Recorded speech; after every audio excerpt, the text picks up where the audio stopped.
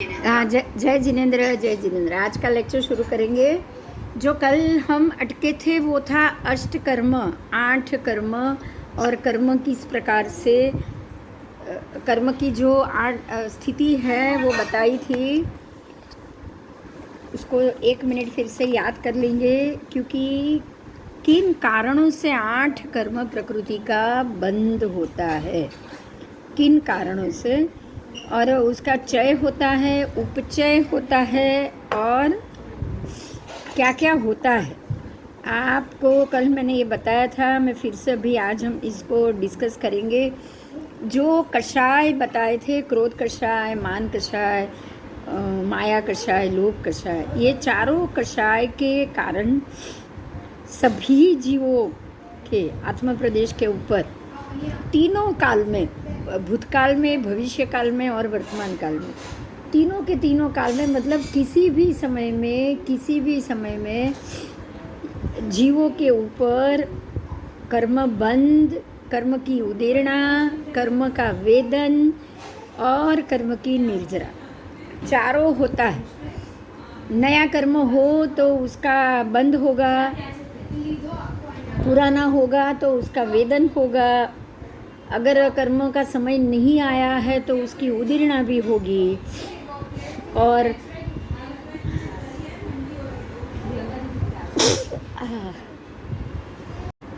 जीव ने अगर समझदारी से, सम्यक दृष्टि से उस कर्म का भोग किया तो उसके कर्म का निर्जरा भी होगी, सभी कर्मों की निर्जरा भी होगी। तो इसको समझना है। निर्जरा कौन कर सकता है? सभी जीव निर्जरा करके सारे कर्मों से मुक्त होकर मोक्ष नहीं जा सकते हैं। जो जीव जा सकते हैं वो है सन्नी मनुष्य पंचेंद्रिय जीव। तो अब हम आगे इंद्रिय की बात करेंगे, क्योंकि समनी पंचेंद्रिय मनुष्य ही ये सारे कर्म की व्यवस्था को समझ सकता है, समझ के उसको खोल सकता है।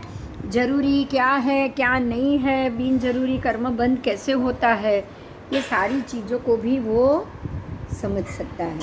तो ये सारी चीज़ों को समझने के बाद उसके ऊपर आगे बढ़ना, किस प्रकार से ये सारी व्यवस्था है, कर्म कैसे चढ़ते हैं, ये सबको जानना, ये सिर्फ और सिर्फ सम्यक दृष्टि जीव ही कर सकता है, और कोई जीव ये नहीं कर सकता। ठीक है, तो हम इसी चीज़ को आगे बढ़ेंगे कि जो सम्यक दृष्टि पंचेंद्रिय जीव है उसको ये सारी चीज़ से कैसे डील करना चाहिए। जानना है कि नहीं जानना है, बताओ। अगर कर्म की व्यवस्था है, कर्म हम पे पूर्व में, अभी या आने वाले समय में भी लगने वाले, तीनों काल में लगने वाले, तो उसकी व्यवस्था को समझ के उसमें से कैसे बचना चाहिए, ये सारी चीज़ तो हमें जाननी पड़ेगी। तो हम इस चीज़ को जानने में ही आज आगे जाएंगे कि ऐसा क्या है जिसके कारण हम ये जान सकते हैं। आओ, तो वो है इंद्रिय। अब इंद्रिय की बात यहाँ समझाई है कि इंद्रिय कितनी है। गौतम स्वामी परमात्मा को पूछते हैं इंद्रिय कितनी है, कितनी इंद्रिय है, तो भगवान उनको जवाब देते हैं कि इंद्रिय 5 है।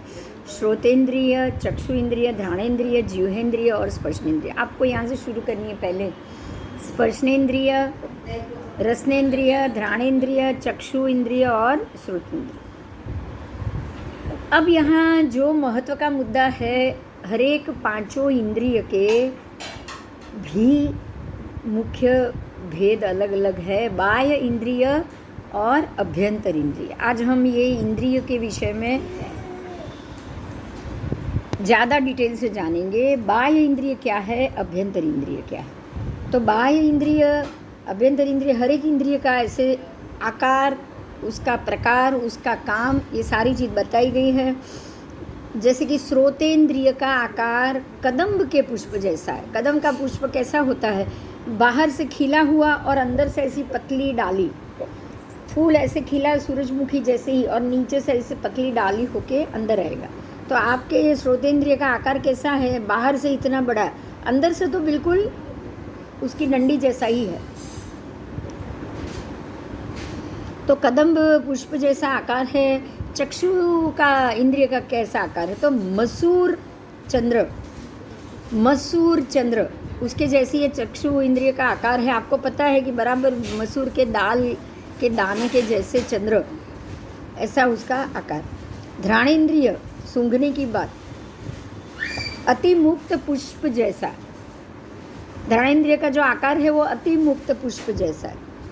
जीवेंद्रिय अस्त्रा जैसा। आपको अस्त्रा पता है ना, अस्त्र की ऐसे धार निकलते हैं, तो जीवेंद्रिय का आकार अस्त्रा जैसा है। स्पर्शनेन्द्रिय का कैसा है? वो स्पर्शनेन्द्रिय का आकार अनेक प्रकार का, क्योंकि मेरी चमड़ी अलग, किसी और की चमड़ी अलग, शरीर अलग। स्पर्शनेन्द्रिय ही शरीर है हमारा, पूरा का पूरा शरीर और चमड़ी स्पर्शनेन्द्रिय। तो सभी जीवों के हिसाब से स्पर्शनेन्द्रिय अलग अलग आकार की मिलेगी। अब यहाँ हर एक इंद्रिय की बात की है, जैसे कि श्रोतेंद्रिय कान था, उसकी जाड़ाई कितनी? अंगुल के असंख्यातवें भाग जितनी उसकी जाड़ाई है। और बस इतनी, जैसे अंगुल का असंख्यातवां भाग है, ऐसे ही सारी इंद्रियों की, पांचों इंद्रियों की जाड़ाई बताई गई।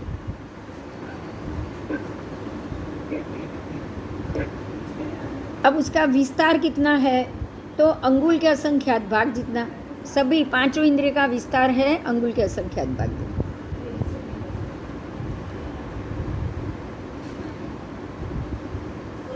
जीवेंद्रिय जो जीव है, चक्षु और घ्राणेन्द्रिय का और श्रोतेंद्रिय, ये तीन, चक्षु, घ्राण और स्रोत, ये तीनों हम बोलते हैं। आपको आज के साइंस को ये मालूम होगा, आज के साइंस में हम इसको ENT बोलते हैं, ईयर एंड नोज, और गला थ्रोट, ये दो कंबाइन। तो ये दोनों का आकार कितना है?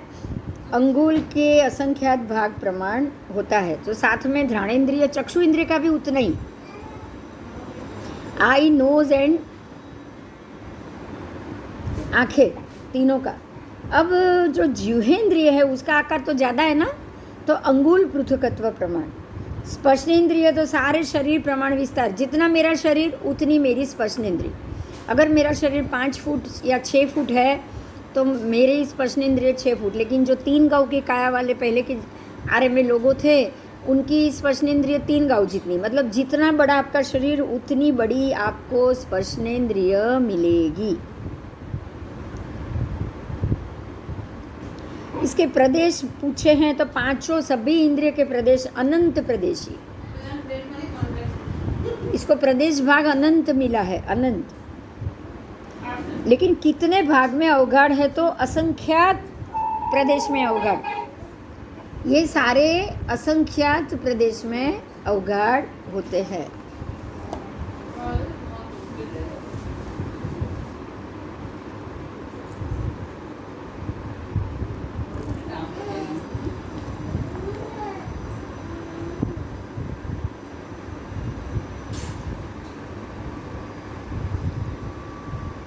आपने इंद्रिय के बारे में जाना, अब आप जानोगे कि इसके गुण क्या है। ये बाह्य इंद्रिय थी, अब हम अभ्यंतर इंद्रिय की बात करें। थोड़ा जानना बहुत ज़रूरी है, क्योंकि ये इंद्रिय ही है जो हमें कर्म के बंध में फंसाती, हम बन सकते हैं। तो श्रोतेंद्रिय, कान की इंद्रिय के गुण है मृदु और लघु। अनंत प्रमाण में उसके मृदु और लघु गुण उसको कहा गया। पांचों इंद्रिय के गुण में है, ये मृदु भी है, मतलब कोमल है, कहीं भी चीर सकती है, लग सकती है। अगर आपको कुछ लग गया तो उसको उसमें इंजरी हो सकती। और लघु गुण है, लघु तो है ही, क्योंकि वो अंगुल के असंख्यात वे भाग जितनी तो है ही। घ्राणेन्द्रिय, चक्षु इंद्रिय की बात की है, आंखों की चक्षु इंद्रिय की बात की है, तो उसके कर्कश और गुरु गुण है।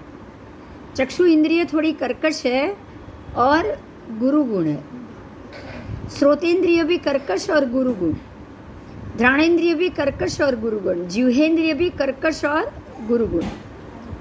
तो मृदु लघु गुण आपको मिला सिर्फ श्रोतेंद्रिय का, बाकी सबका कर्कश और गुरु गुण। अब यहाँ से नारकी के जीवों को कितनी इंद्रिय? 5 इंद्रिय, ठीक है। अब उनकी असुर कुमार की कितनी इंद्रिय? 5। पृथ्वी कायिक को कितनी इंद्रिय? सिर्फ 1, वो स्पर्शनेंद्रिय। और वो उसका आकर क्या? तो मयूर चंद्र के स्थान, मयूर चंद्र।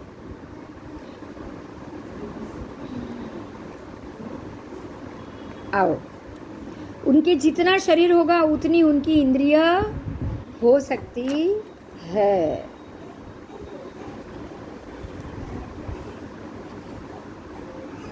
चलो, समझ में आया?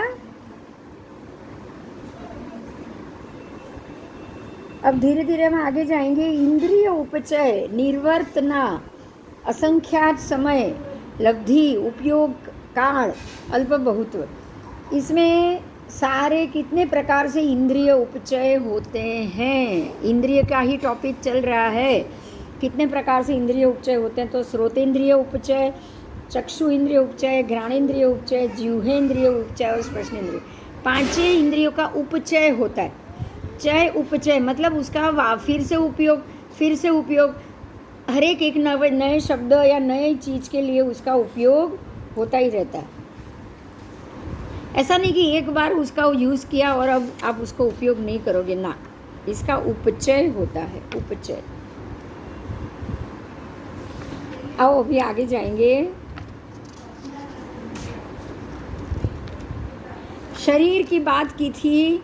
शरीर में आपको हमने जो 5 शरीर किए थे, 5 शरीर की बात हो गई है। लेकिन शरीर से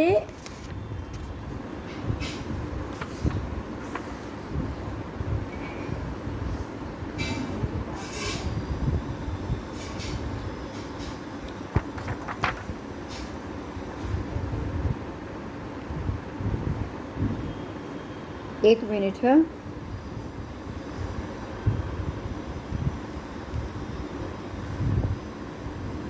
कर्मबंध का सबसे बड़ा कारण था कषाय। अब ये कषाय आपके अच्छे नहीं है। आपको अच्छी, किसी व्यक्ति को अच्छी सोच ही नहीं आती। कषाय होता है, करते हैं, लेकिन तीव्र कषाय का कारण क्या? ऐसे ही बिना बात तो किसी को गुस्सा नहीं आएगा, आएगा क्या बताओ? बिना बात किसी को गुस्सा नहीं आएगा। तो बिना बात, साधारण गुस्सा और ज़्यादा गुस्सा, ये दोनों में कारण क्या है? फ़र्क का कारण है लेश्या। आज हम लेश्या के बारे में भी जानेंगे, क्योंकि कर्मबंध में जितने कषाय महत्वपूर्ण है उतनी ही लेश्याएँ भी महत्वपूर्ण है। तो आज लेश्या का टॉपिक आएगा। लेश्या के 6 प्रकार है। कितने? 6 प्रकार। उत्तरोत्तर वो शुभ होती जाएगी, अशुभ से शुभतर, अशुभ से शुभतर। तो जो 6 प्रकार की लेश्या है उससे हम आगे जाएंगे, उससे बात करेंगे।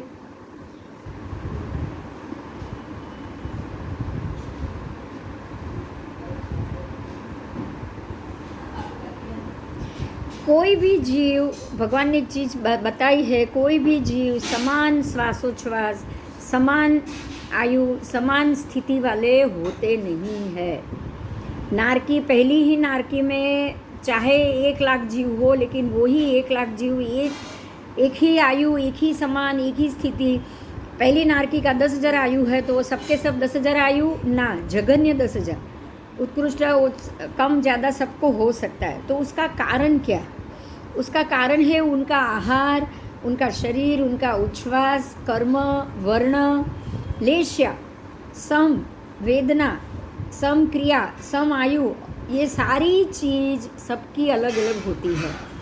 और अलग अलग कर्म है, अलग अलग लेश्या है, अलग अलग उसकी स्थिति है, तो जाहिर है कि आयु भी अलग अलग ही होगी। तो अब आपको यहाँ एक बहुत बड़ा मुद्दा मिला है। वो मुद्दा ये है कि आपकी आयु, आपकी स्थिति सब तय करने से पहले आपके कर्म, आपकी लेश्या, आपका कषाय देखे जाते हैं। ये बात समझ में आई? हाँ, आपकी किस नारकी में जाओगे, किस नारकी में जाके ज़्यादा दुख भोगोगे, किस नारकी में जाके संभाव में रहोगे। तीसरी नारकी में गए हुए रावण का जीव जो प्रति वासुदेव था, तो उसके जीव को आज संभाव है, तो संभाव होने के कारण जो प्रति वासुदेव 7वीं नरक में जाते हैं उनकी जगह वो तीसरी नारकी में तो गए, लेकिन तीसरी नारकी में संभाव होने के कारण उनके कषाय भी शांत है, उनकी लेशिया भी शांत है। ये बात समझ में आई? हाँ, तो भाव से आपका लेशिया का जो संबंध है वो किससे होगा? लेशिया की तरतम तक आपके भाव से होती है। किससे होती है? भाव से। भाव और स्वभाव, आपका जितना जैसा स्वभाव वैसी वैसी आपकी लेशिया। खास करके इस चीज़ को मैं यहाँ ध्यान देना चाहूँगी कि किसी किसी के मन में ऐसा भाव होता है कि आज वो जो 2 दिन पहले हो गया कि भाई अगर वो वो मुसलमान ने जाके किसी व्यक्ति को मार दिया, तो उसके मन में क्या भाव था कि ये आदमी ने ऐसे मैसेज किया है तो इसको मरना ही पड़ेगा। तो ये कौन सी लेशिया हुई?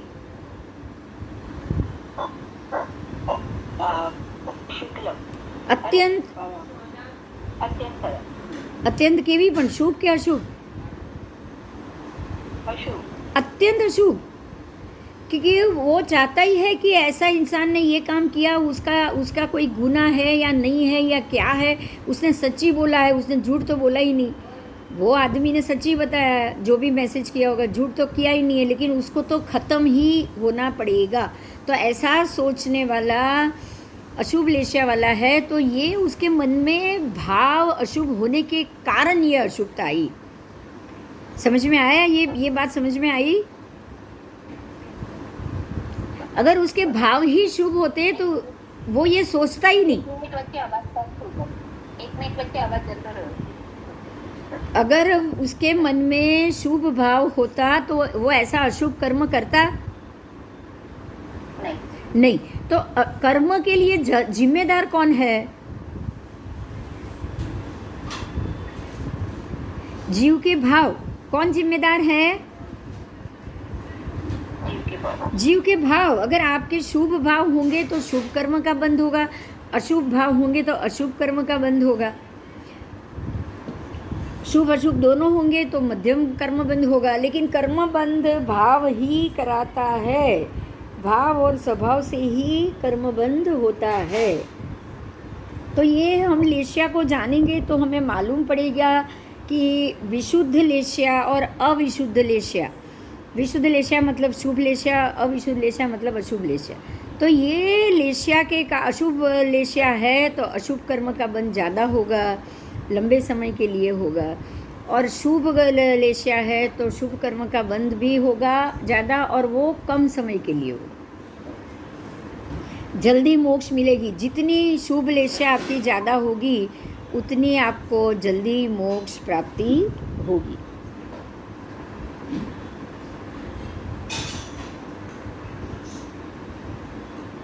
ठीक है, तो अब यहाँ शुभ अशुभ को अलग से भेद बताया है। संज्ञीभूत असंज्ञीभूत, सबसे पहले उसके 2 भेद बताए, संज्ञीभूत असंज्ञीभूत। तो उसमें संज्ञीभूत कौन? संज्ञीभूत कौन?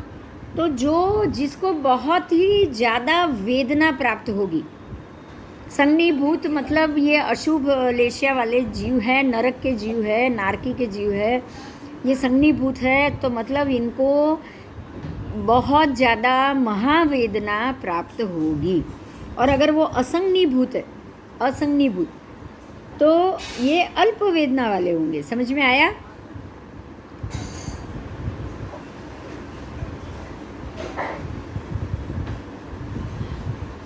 अब जीव के 3 प्रकार से होते हैं। नरक के जीव 3 प्रकार से होते हैं।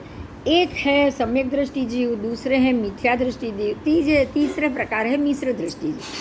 तो इसमें जो सम्यक दृष्टि है उनको सिर्फ 4 क्रिया होती है, आरंभिकी, परिग्रही, माया प्रत्यय की और अप्रत्याख्यान। 4 क्रिया, 5 नहीं होती, उनको 4 क्रिया होती। जो मिथ्या और मिश्र दृष्टि वाले उनको 5 क्रिया, कौन सी? आरंभिकी, परिग्राही की, माया प्रत्यय की, अप्रत्याख्यान और मिथ्या दर्शन। ध्यान दो, ये क्रिया ही कर्म बंद कराएगा। अगर आपको आपके आप में अगर 4 क्रिया है, सम्यक दृष्टि जीव है और 4 क्रिया वाले हैं, तो सम्यक दृष्टि होने के कारण हाँ આ એ ઇન્ટરનેટના લીધે જશે, પણ રેકોર્ડિંગમાં મળી જશે કાશ્મીરા. ઓકે, બીજો તો કોઈ રસ્તો નથી હવે. ઇન્ટરનેટ આવજા કરે છે, હવે મને ખ્યાલે ન આવે ને કે ક્યારે બંધ થયું. ઓકે, વાંધો. તો આવી જશે રેકોર્ડિંગમાં, વાંધો નહીં. તને એમ લાગે કે આ જગ્યાએ નથી સંભળાયું ને, એટલું સાંભળી લેજે પાછું. हाँ, तो जो सम्यक दृष्टि है उनको 4 क्रिया है. सम्यक दर्शन होने के कारण इनकी क्रिया अशुभ नहीं होती है. जो भी क्रिया होती है आरंभी की, माया प्रत्यय की, अप्रत्याख्यान क्रिया और पारिग्रही की क्रिया, तो उनका जो भी परिग्रह है, माया है, फिर आरंभ है, आरंभ समारंभ है और अप्रत्याख्यान है, वो अल्प समय के लिए है, समझदारी पूर्वक है. तो अब इनको उतना कर्मबंध नहीं होगा, क्लिष्ट कर्मबंध, चिकने कर्म का बंध नहीं होगा. लेकिन जो मिथ्या दृष्टि है उनको तो आरंभी की, परिग्रही की, वो आरंभ भी करते हैं, पारिग्रह भी करते हैं, माया भी करते हैं, अप्रत्याख्यान भी करते हैं और मिथ्या दर्शन भी करते हैं. तो इनका तो कर्मबंध बहुत ज़्यादा समय तक होगा.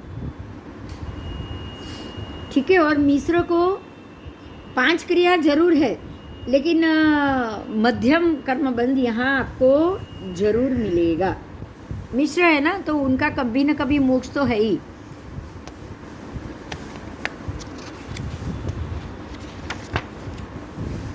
ठीक है. अब हम लेशिया की बात करेंगे कि लेशिया है क्या, क्योंकि लेशिया ही है जो आपको कर्म बंद कराने के कारण रूप बनता है. इसमें एक चीज़ पे हमें ध्यान देना है कि जो गति है उसमें ये लेशिया काम करेगी. जैसे कि नरक गति, तो नरक गति में 3 ही लेशिया है, कृष्ण, नील, कापोत. तीनों की तीनों अशुभ लेशिया. कृष्ण सबसे ज़्यादा अशुभ, नील उससे कम अशुभ और कापोत उससे भी कम अशुभ. तो जो भी सम्यक दर्शनी होंगे ना, तो भी कापोत लेशिया तो होगा ही होगा. तिर्यंश को कितनी होती है? तो तिर्यंश को 6 की 6 लेशिया होती है. ध्यान दो, तिर्यंश को 6 लेशिया होती है. आश्चर्य लग रहा है आपको? हो रहा है? उसको शुभ लेशिया भी होती है तिर्यंश को. अब जब प्रचंड कौशिक को जाति स्मरण ज्ञान हुआ, उसने प्रायश्चित लिया, आमरण उपवास शुरू किए, तो मरण तक उसको कौन सी लेशिया होगी? शुक्ल लेशिया, शुभ लेशिया. तिर्यंश गति में शुभ लेशिया होगी, तभी उसने आवरण उपवास किए ना, प्रायश्चित लिया उसने. सम्यक दर्शनी तिर्यंश या फिर ऐसे जाति स्मरण ज्ञान वाले तिर्यंश या अपने नजीक के समय में मोक्ष जाने वाले तिर्यंश को ही ये शुभ लेशियाएँ होगी. नहीं तो वहाँ सबसे अशुभ भी लेशिया मिलेगी आपको. बराबर. ऐसे ही समूर्छिम तिर्यंश पंचेंद्रिय, उसको सिर्फ 3 ही लेशिया होती है. तिर्यंश योनिक स्त्रियों को, तिर्यंश में जो स्त्री मतलब गाय, फिर भैंस, फिर सिंहण, ऐसी तिर्यंश स्त्री संबंधी, उनको भी 6 लेशिया. मनुष्य, उसको भी 6 लेशिया. समूर्छिम को खाली 3 लेशिया, सिर्फ 3. कृष्ण, नील, कापोत समूर्छिम मनुष्य को. लेकिन नॉर्मल मनुष्य को 6 की 6 होती है. अभवी जीव होगा, मोक्ष नहीं जाने वाला होगा, अति महाआरंभी होगा, उसको कृष्ण, नील, कापोत सबसे अशुभ लेशिया ही होगी.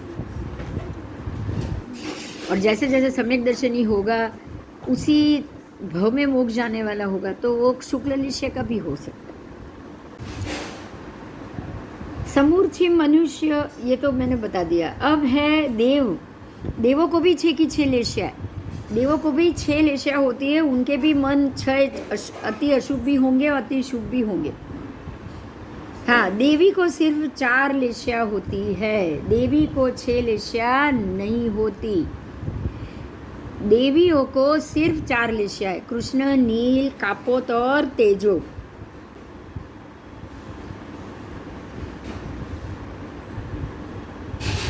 भवनपति देव उनको भी 4 लेशिया है, व्यंतर देव को भी व्यंतर देवी को भी 4 लेशिया। ज्योतिष देवों को सिर्फ एक ही लेशिया है, वो है तेजो लेशिया, बस सिर्फ एक ही लेशिया। और ज्योतिष के देवी को भी तेजो लेशिया। लेकिन वैमानिक देवों के लिए 3 है, तेजो, पद्म और शुक्ल, तीनों शुभ लेशिया।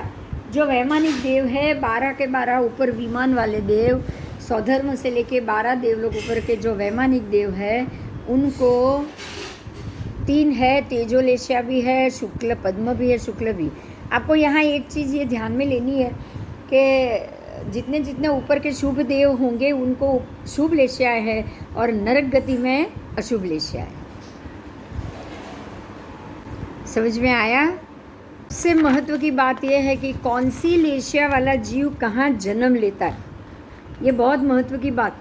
आप अगर आपकी लेशिया को पहचान सको ना तो आपको ये पता चल जाएगा कि आप कौन से नरक तक या कहीं कौन सी गति में जा सकते हो। ये बहुत अच्छी बात है, ध्यान से सुनिएगा इसको। कृष्ण लेशिया वाला नरक में उत्पन्न होता है, नील और कापोत लेशिया वाला भी नरक गति में उत्पन्न होता है।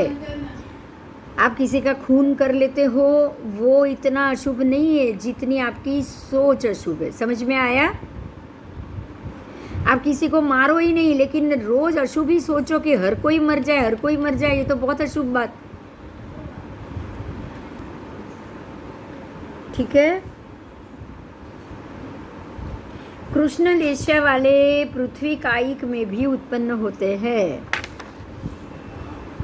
ये सबसे अशुभ लेशिया की बात हो रही है। तो कृष्ण, नील, कापोत तीनों अशुभ गति में, पृथ्वी कायिक और नरक गति में ज़्यादा जाएंगे जीव। हमें इतना अशुभ कभी भी नहीं सोचना चाहिए। और तेजो लेशिया वाले जीव पृथ्वी कायिक, तेजो लेशिया पृथ्वी कायिक, जैसे कि रत्न, मणि, माणिक उसमें उत्पन्न होते हैं। उसके बाद अपकाय, वनस्पति काय, तेहुकाय, वायुकाय आदि जो एकेंद्रिय जीव है वो उसको तेजो लेशिया नहीं है। ठीक है? तो वो पहली 3 लेशिया में ही जन्म लेते। पंचेंद्रिय तिर्यंश मनुष्य पहली 3 लेशिया में भी है और पिछली 3 में भी है। पहली 3 में है तो वो अशुभ है, तो पहली 3 में, शुभ है तो पिछली 3 में।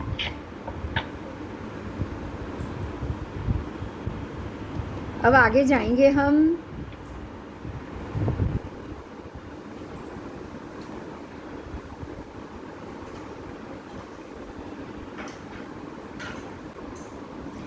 अब कृष्ण लेशिया वाले जीव में कितने ज्ञान है? ज्ञान तो बहुत जरूरी है। कृष्ण लेशिया वाले में 2, 3 या 4 ज्ञान। कौन से? तो जो मति ज्ञान है वो श्रुत ज्ञान है और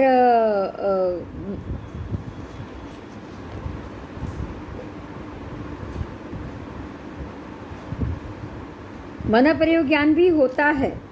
मतलब ये कि मन प्रयोग ज्ञान वाले जीव भी कभी कभी कृष्ण लेशिया में चले जाते हैं। शुक्ल लेशी जीव में कितने ज्ञान है? 2 भी हो सकते, 3 भी हो सकते, 4 भी हो सकते। जो 2 ज्ञान मति श्रुत 2 भी हो सकते हैं।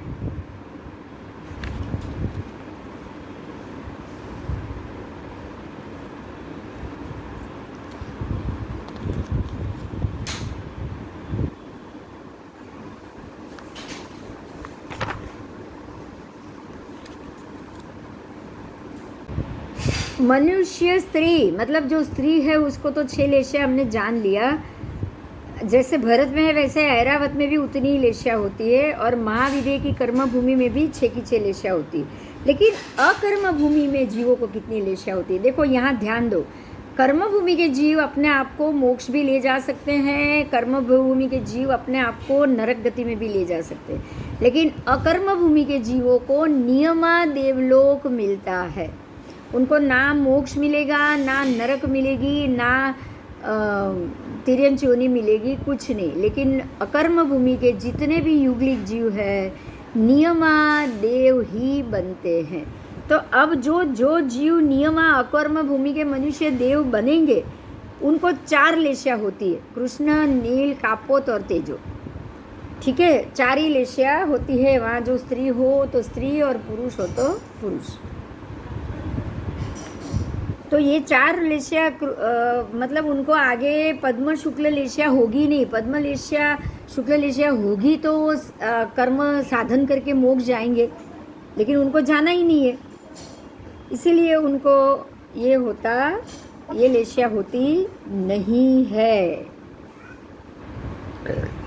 अब एक बहुत महत्व का मुद्दा है, ध्यान से सुनो। क्या कृष्ण लेशिया वाला मनुष्य कृष्ण लेशिया वाले घर को ही उत्पन्न कर सकता है? भगवान कह रहे हैं हाँ। तो आपने कभी कभी देखा होगा कि हम बोलते हैं कि जो व्यक्ति जैसी जीन्स वाली होगी उसके बेटे भी वैसे होते हैं। मतलब क्रूर का बेटा क्रूर बन सकता है, हम ऐसा बोलते हैं ना। हाँ, ध्यान देना, देने जैसी बात है कि भाई डाकू का बेटा डाकू ही बनेगा, ये बेटा ये ही बनेगा, ये बात यही बनेगा ऐसा नहीं है। डाकू का बेटा डाकू हो सकता है, बुरा चोर का बेटा चोर हो सकता है। क्यों? क्योंकि कृष्ण लेशिया वाला जीव कृष्ण लेशिया वाले जीव को जन्म दे सकता है। अब दूसरी बात, कृष्ण लेशिया वाला जीव नील लेशिया वाले को भी जन्म दे सकता है, नील, कापो, तेजो, पद्म, शुक्ल लेशिया वाले को भी जन्म दे सकता है। मतलब आप कभी ये नहीं कह सकते कि डाकू का बेटा डाकू ही होगा, कभी नहीं कह सकते हो, या संत का बेटा संत ही होगा। ये ध्यान देने वाली बात।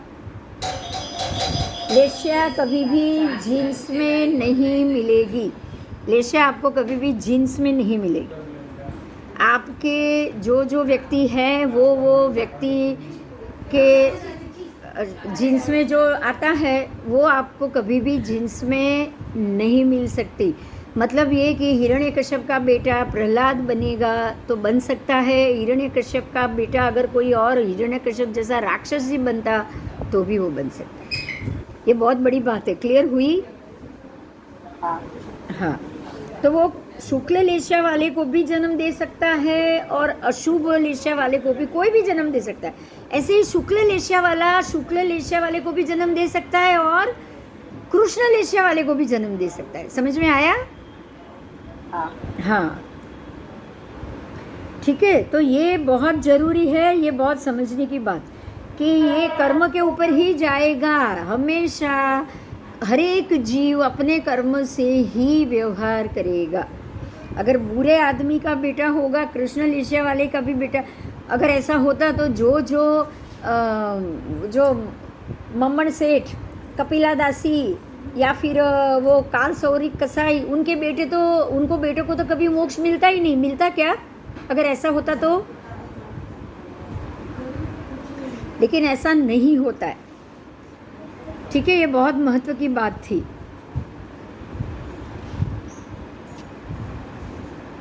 अब एक मुद्दा है, मैं बोल रही हूँ काय स्थिति।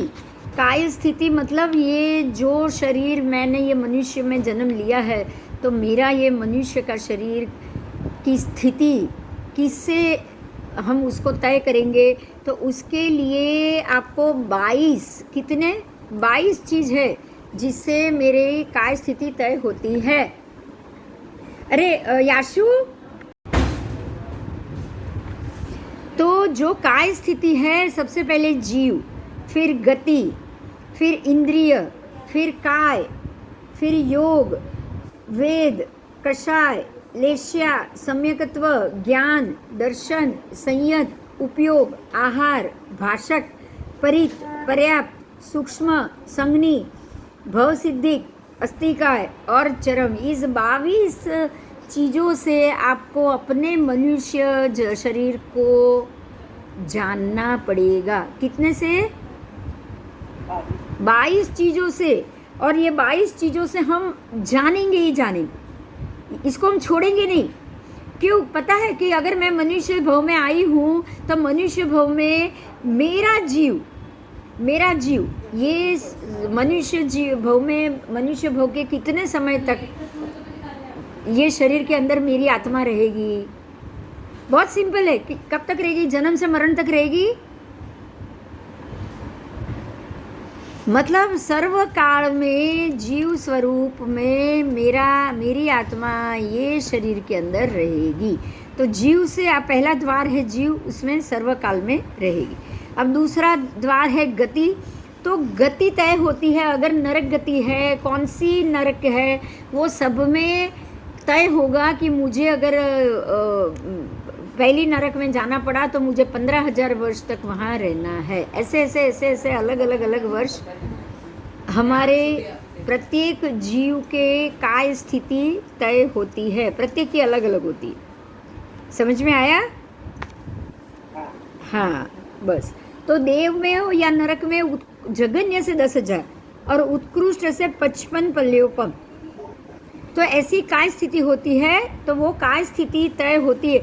अगर आप कहीं आयुष्य बंद करते हो तो आपके साथ 22 चीज तय होगी। समझ में आ गई ये बात? हाँ, अभी मैं आपको शॉर्ट में बता रही हूँ बहुत ही अच्छे से, लेकिन आपको समझ में आ जाएगा। अब इसके बाद इंद्रिय, तो कौन सा जीव, आपको कौन सी इंद्रिय प्राप्त होगी। उसके बाद है काय। आप एक पृथ्वी काय में हो, अप काय में हो, तेऊ काय में हो, वायु काय में हो, या एक इंद्रिय हो, बे इंद्रिय हो, ये तो इंद्रिय में आ गया, लेकिन काय में जरूर होगा। अब काय में तो ये भी आएगा ना, आपने, हम लोगों ने जो सीखा। तो काय क्या है? तो पृथ्वी काय, उसके बाद नरक गति के नारकी के जीव, वो भी उनकी काय स्थिति होती है।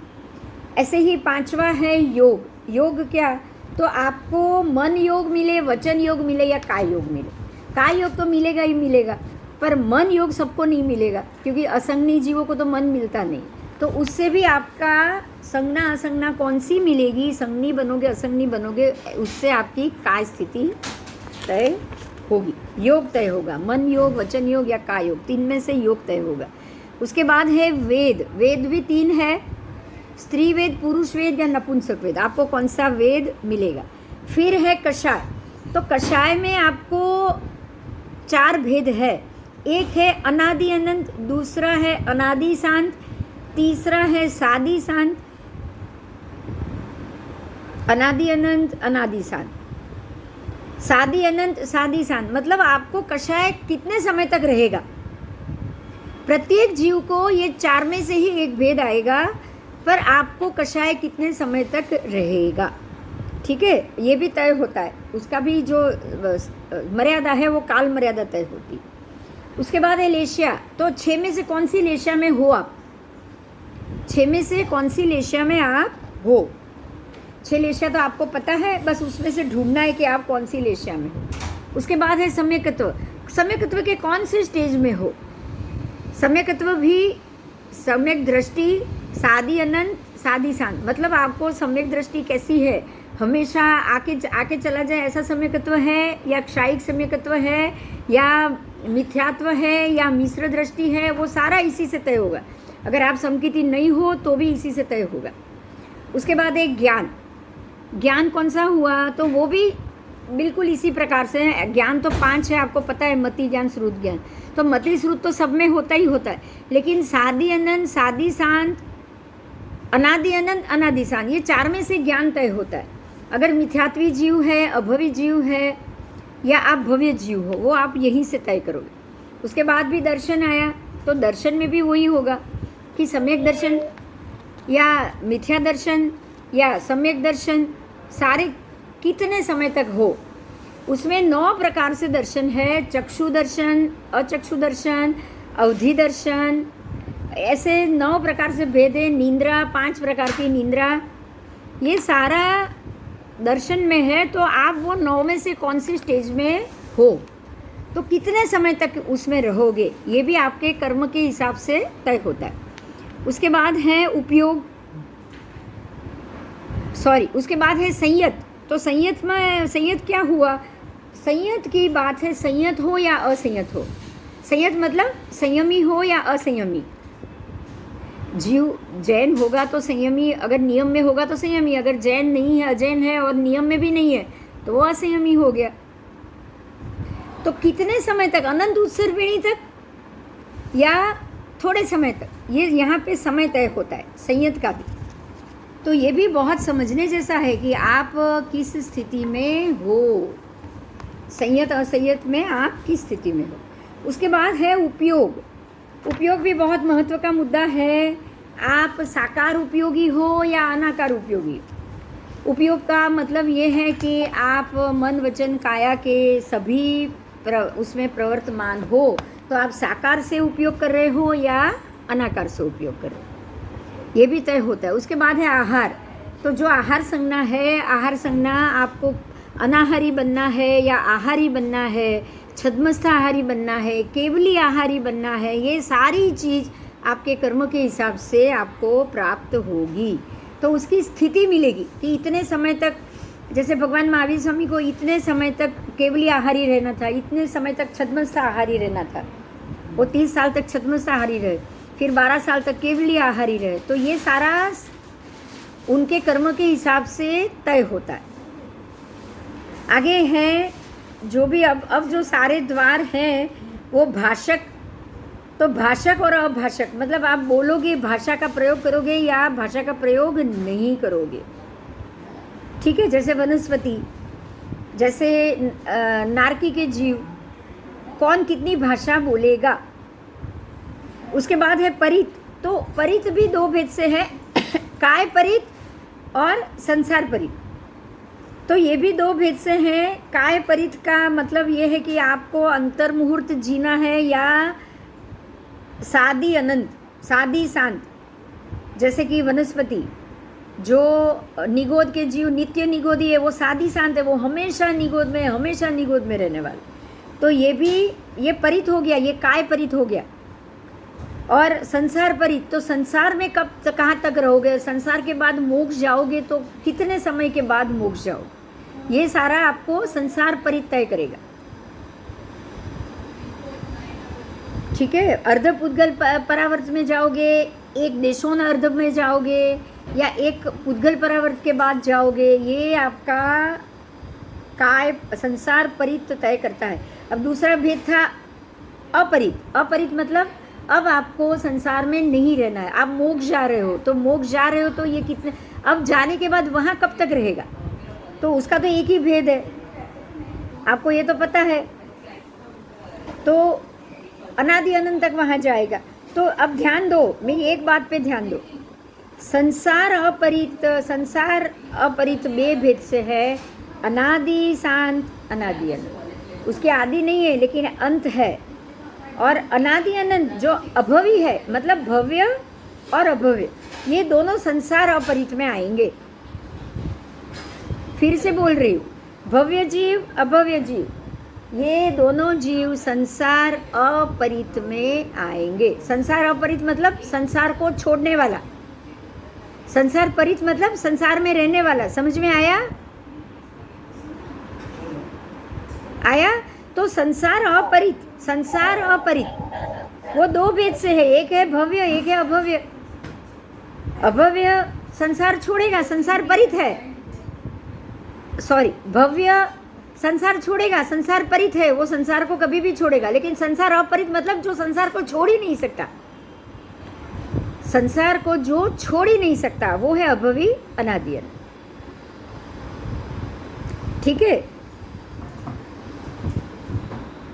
नो परित नो अपरित, ये कौन है? जो परित भी नहीं है, जो अपरित भी नहीं है। कौन है ये? सिद्ध गति के जीव है ना। सिद्ध गति के जीव को परित नहीं बनना है, परित भी नहीं बनना है, अपरित भी नहीं बनना है, क्योंकि वो सादी अनंत हमेशा के लिए सिद्ध क्षेत्र में रहेंगे। ठीक है, अब उसके बाद है पर्याप्ता। तो पर्याप्ता अपर्याप्ता ये तो हमने बहुत अच्छे से जान लिया है। तो पर्याप्ता अपर्याप्ता तो है ही, आपको पता है। कि संसार परित है, लेकिन नो पर्याप्ता नो अपर्याप्ता कहाँ पे है? कहाँ मिलेंगे आपको? संसार अपरित में, मतलब मोक्ष में मिलेंगे, जो पर्याप्ता भी नहीं है, जो अपर्याप्ता भी नहीं है, और वो सादी अनंत के लिए वहाँ पे स्थित है। अब सूक्ष्म की बात आई, सूक्ष्म के लिए भी पूछा किया गया है। तो सूक्ष्म जीव तो हम जानते ही हैं, सूक्ष्म एकेंद्रिय। संज्ञी की बात की है, संज्ञी के मामले में भी आप जानते हो, संज्ञी जीव पंचेंद्रिय ही मिलेंगे, संज्ञी जीव कभी भी बाकी की कम इंद्रियों में नहीं मिले।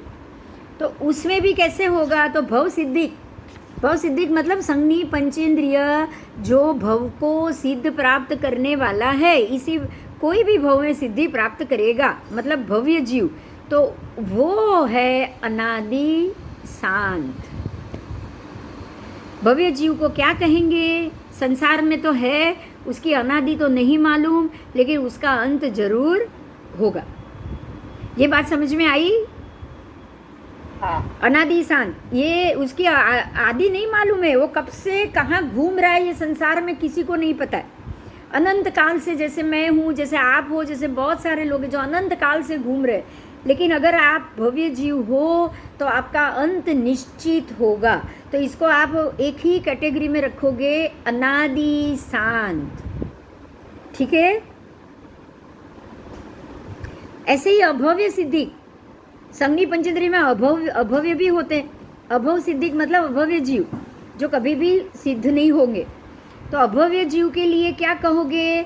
अनादि, उसकी आदि भी नहीं पता कब से भटक रहा है, और कब तक भटकेगा वो भी नहीं पता, बराबर? उसको कहेंगे अनादि अनंत। समझ में आया? हाँ, अनादि अनंत। अब उसके बाद नो भव सिद्धिक नो अभव सिद्धिक, ये कौन हुआ भाई? मोक्ष के जीव हुए ना। सिद्ध गति के जीव भव्य भी नहीं है, अभव्य भी नहीं है, क्योंकि वो जीव ही नहीं है, वो मुक्त जीव है, वो संसारी जीव ही नहीं है। तो नो भव सिद्धिक नो अभव सिद्धिक, सादी अनंत के लिए सिद्ध क्षेत्र में बैठे, तो वो जाएंगे सादी अनंत। धर्मास्तिकाय सर्वकाल में होते हैं, और चरम रूप में कितने काल होते हैं? चरम रूप में कितना काल होता है? अनादि शांत। उसकी अनादि नहीं पता, लेकिन अंत जरूर है। जो भी चरम भवी है उसकी अनादि जरूर है। जो अचरम है, जिसका कभी भी चरम अंतिम आना ही नहीं है, जो कभी भी अंतिम नहीं होगा, वो है अनादि अनंत और सादी अनंत। कि भाई जो भी आज जो भव्य हो चुके हैं सादी अनंत काल के लिए, उसकी आदि थी, लेकिन अनंत काल तक अभी वो वहीं पे ही रुकेंगे, वो अचरम कहे जाएंगे। तो सिद्ध गति के जीव अचरम होते, बराबर?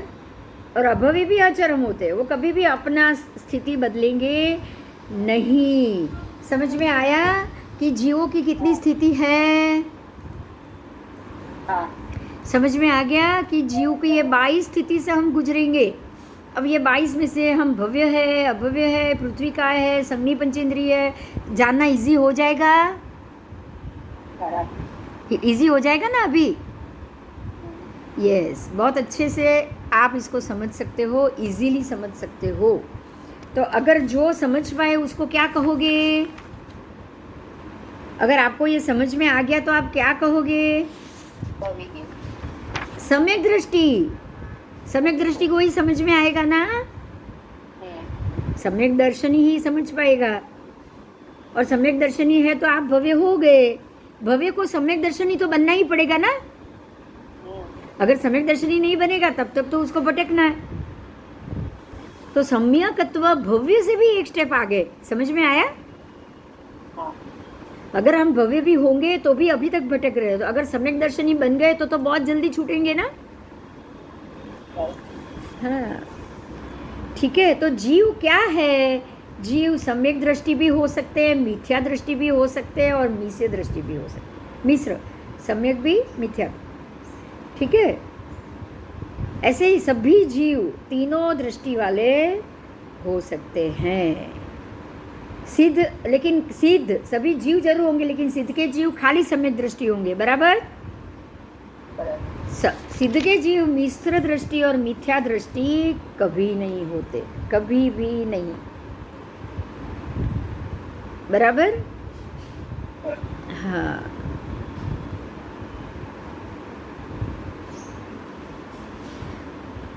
अब यहाँ एक मुद्दा है अंत क्रिया। अंत क्रिया, इसको भी समझना है। अंत क्रिया कि जो नारकी की अंत क्रिया, अनंतर अंत क्रिया, एक समय की अंत क्रिया, उद्वर्तन जीवों की अंत क्रिया, तीर्थंकर भगवंत की अंत क्रिया, चक्री की अंत क्रिया, बलदेव की अंत क्रिया, वासुदेव की अंत क्रिया, मंडलिक की अंत क्रिया, और रत्न जो होते हैं वो कहाँ से निकल के बनते हैं? समझ में आया? चक्री कहाँ से निकल के बनते हैं? चक्री। फिर वासुदेव कहाँ से निकल के बनते हैं? तो ये सब ने अपने अंत क्रिया में क्या किया है? वासुदेव ने अपनी अंत क्रिया में कुछ किया तभी वो वासुदेव बने। हाँ, नारकी उसने कुछ अंत क्रिया में किया तभी वो नारकी में बना ना, जन्म लिया ना। हाँ, तो ये अंत क्रिया को समझना है, उसको हम अगले क्लास में ही समझे। हाँ, अगले क्लास में ही समझेंगे। ठीक है? ठीक है, चलो तो फिर आज बंद करें। हाँ जी, जय जी, जय जी।